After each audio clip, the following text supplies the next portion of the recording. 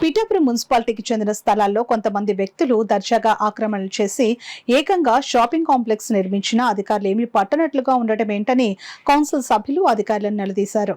Pithapuram municipal కార్యాలయంలోని council సమావేశ హాల్లో council అత్యవసర సమావేశం మున్సిపల్ చైర్మన్ గండేపల్లి సూర్యవతి రామారావు అధ్యక్షతన వాడివేడిగా జరిగింది. ముందుగా మున్సిపాలిటీకి నూతనంగా 40 మంది పారిశుద్ధ్య కార్మికులను నియమించేందుకు కృషి చేసిన స్థానిక ఎమ్మెల్యే కొణిదెల పవన్ కళ్యాణ్ కు కౌన్సిలర్ బొజ్జా జగదీశ్వరిదేవి కౌన్సిల్ తరపున ధన్యవాదాలు తెలియజేశారు.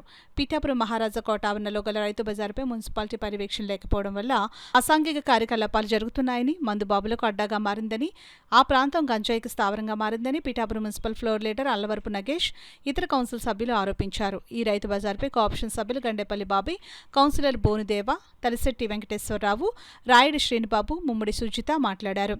పిఠాపురం డైలీ మార్కెట్లో గల చేపల బజార్ను నూతనంగా నిర్మించిన మార్కెట్కు తరలించాలని కౌన్సిలర్లు అల్లవరపు నగేష్, బొజ్జా పెదకాపు, కోళ్ల బంగారబాబు కమిషనర్కు తెలియజేశారు.